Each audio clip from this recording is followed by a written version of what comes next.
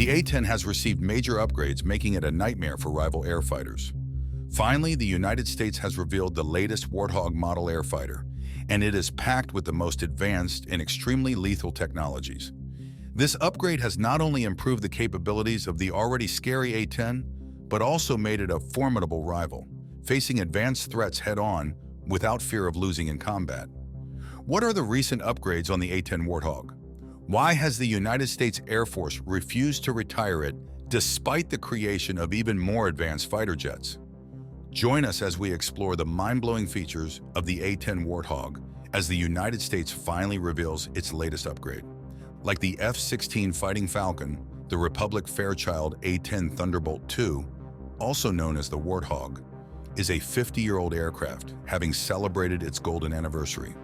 While these two iconic aircraft share their roots in the U.S. Air Force, their similarities seem to end there. The F-16 is a sleek, supersonic air superiority fighter, whereas the A-10 is a subsonic ground attack aircraft.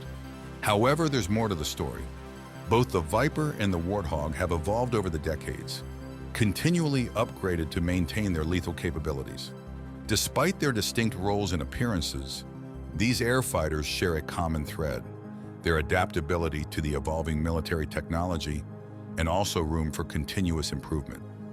The first significant upgrade to the Warthog came in 1978, when the aircraft was a relatively young 6 years old.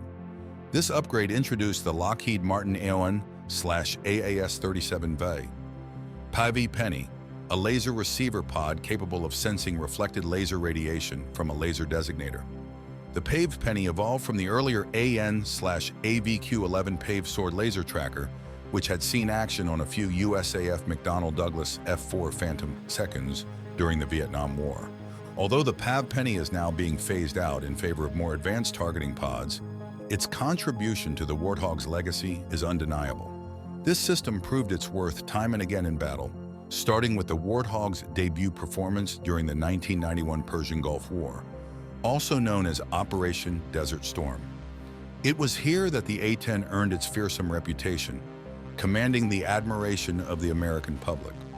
By the time the Gulf War arrived, the A-10 had already received several upgrades.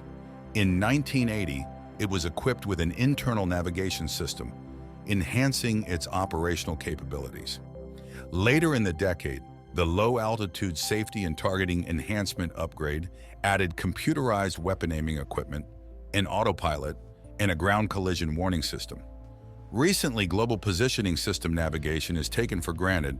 However, it wasn't until about 25 years ago, around the midpoint of the A-10 service life, that the Warthog was fitted with GPS. Along with this upgrade, the aircraft received new multifunction displays. This enhancement came at a crucial time, just before the onset of the global war on terror 2 years later. Recently, the A-10C received a suite of enhancements with the aim to modernize its capabilities. These upgrades include improved avionics, weapon systems, and survivability features.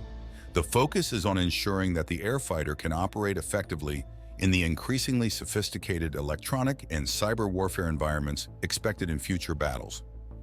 One major component of this upgrade is the integration of new weapon systems, including advanced precision-guided munitions and updated targeting pods. These enhancements will significantly boost the aircraft's ability to engage moving targets with greater accuracy and provide superior support to ground forces in complex contested environments. Additionally, the aircraft's avionics and communication systems are being overhauled to improve interoperability with other U.S. and allied forces. This includes implementing modern data links and communication networks, enabling the Warthog to share real-time battlefield information with ground troops and other assets in the theater of operations. Given the A-10C's important role in close air support, survivability enhancements are a critical aspect of its upgrade. The aircraft is receiving improved armor and defensive systems to protect against ground-based anti-aircraft threats. These improvements will ensure that the airfighter can continue to operate effectively in high-threat environments, providing crucial support to ground forces.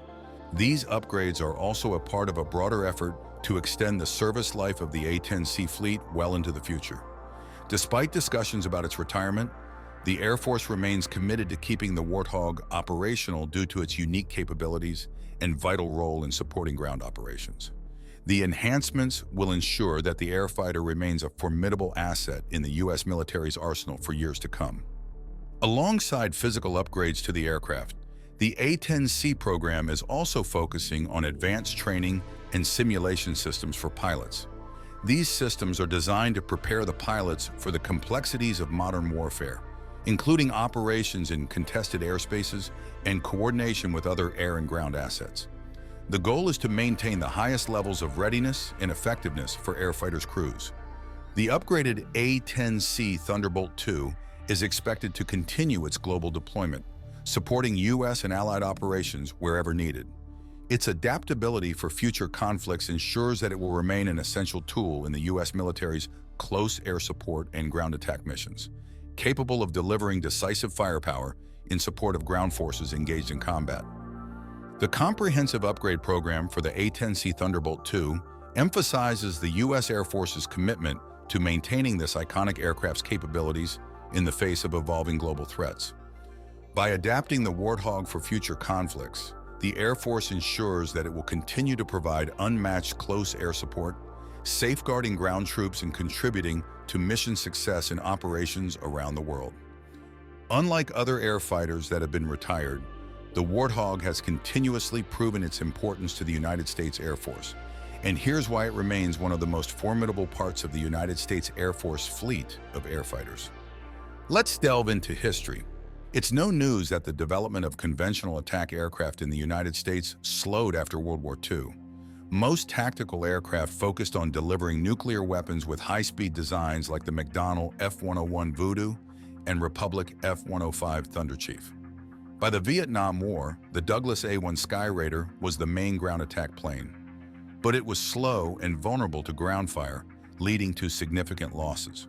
This gap in modern attack capability led to calls for specialized aircraft. In 1961, the United States Secretary of Defense ordered the development of two tactical aircraft, one for long-range strikes and another for fighter-bomber missions.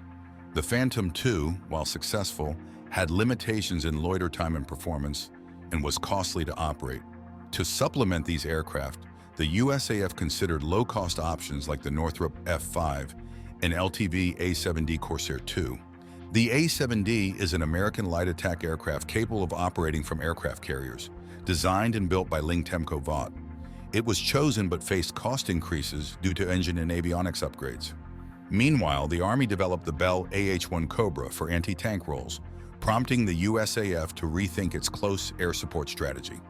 The Bell AH-1 Cobra, a single-engine attack helicopter by Bell Helicopter, evolved rapidly during the Vietnam War to meet urgent U.S. Army needs. Sharing components with the UH-1 Iroquois, it featured a streamlined fuselage, stub wings for weapons, and an armored tandem cockpit. It became crucial for escorting transport helicopters and supporting ground forces, often operating alongside scout helicopters. By 1967, it was in service, logging over 1 million operational hours in Vietnam and suffering heavy losses. Whereas in 1966, the USAF initiated the AX program for a dedicated close air support aircraft. This led to the development of the A-10 Thunderbolt II, specifically designed for close air support with features like the 30mm rotary cannon. After trials against other prototypes, the A-10 was selected and entered production in 1976, with improvements to address structural issues that were discovered during testing. Despite initial challenges, the A-10 Thunderbolt II became an incredibly important asset for the USAF, known for its effectiveness in supporting ground troops with its durability and firepower. The fighter jet is a tough, subsonic attack aircraft built for the United States Air Force since 1977. It's named after the Republic P-47 Thunderbolt, but most aviation lovers call it the Warthog, or just Hog.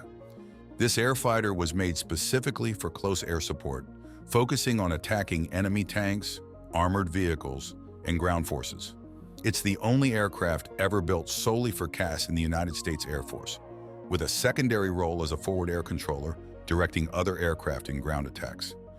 Designed to outperform the Douglas A-1 Skyraider, The A-10 frame centers around the powerful 30mm GO-8 Avenger rotary cannon. It's built tough with 1,200 pounds of titanium armor around the cockpit and systems, which lets it keep flying even after taking hits. It can even operate from short, unpaved runways close to battle zones, and its simple design makes maintenance easy even with basic facilities. The Warthog made its mark in conflicts like the Gulf War against Iraq, where its performance stood out. It's also seen action in the Balkans, Afghanistan, Iraq War, and in the fight against the Islamic State in the Middle East. Originally, only the A-10A single-seat version was built, though a twin-seat YA-10B prototype tested a night-capable variant. Starting in 2005, the USAF began upgrading A-10A planes to the A-10C, adding modern avionics for precision weapons. The USAF planned to replace the A-10 with the Lockheed Martin F-35 Lightning II, but this decision has faced strong debate within the Air Force and in politics.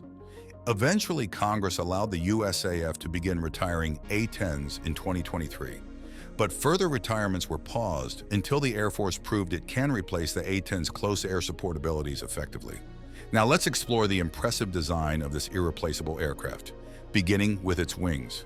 The wing of this airfighter is a cantilever low-wing monoplane design with a wide chord, which means it has a strong, single-piece wing with a broad width. This setup gives the A-10 excellent maneuverability at low speeds and altitudes, thanks to its large wing area, high aspect ratio, and big ailerons. It's also designed for short takeoffs and landings, allowing it to operate from basic forward airfields near combat zones. The wing's leading edge is reinforced with a honeycomb structure, making it strong but light. This construction extends to other parts like flap shrouds, elevators, rudders, and fins, all fabricated using advanced computer-controlled methods to save time and money. In combat, these panels have proven resilient against damage, and since they're not load-bearing, they can be swapped out easily in the field, even with makeshift materials if needed. The key feature that helps it perform its ground attack role is the unique aileron design. These are positioned at the wingtips, giving them greater leverage for rolling maneuvers. They're also unusually large, almost half the wingspan, which enhances control even at slow speeds. Additionally, each aileron is split, acting as both a standard control surface and a deceleron to help slow the aircraft down when needed. Maintaining the A-10 is straightforward due to its simple, rugged design. Many parts are interchangeable between the left and right sides, like engines, landing gear, and vertical stabilizers. This interchangeability simplifies repairs and reduces logistical challenges in the field. Its robust landing gear and large wings allow it to operate from short, rough airstrips, damaged air bases, or even straight sections of roads, demonstrating its adaptability in various operational conditions. Another notable feature is its offset front landing gear, which accommodates the massive 30mm cannon mounted along the aircraft's centerline. This setup influences ground handling, where the A-10 turns more sharply to the right than to the left during taxiing. In emergencies, the landing gear can be manually lowered and locked into place using a combination of gravity and air resistance if hydraulic power fails, ensuring safe landings even under adverse conditions. This airfighter is incredibly tough, built to withstand heavy hits from armor-piercing and high-explosive shells up to 23mm in size. It's equipped with redundant hydraulic flight systems, plus a backup mechanical system for emergencies. If hydraulics fail, pilots can still fly using manual reversion controls. Pitch and yaw adjust automatically, while roll control is pilot-controlled. Although it's harder to maneuver, the A-10 can still make it back to base under good conditions, even if it's missing an engine, part of its tail, an elevator, or half a wing. To protect against enemy attacks, especially from ground threats like man-pads and SAMs, this airfighter carries flares and chaff cartridges.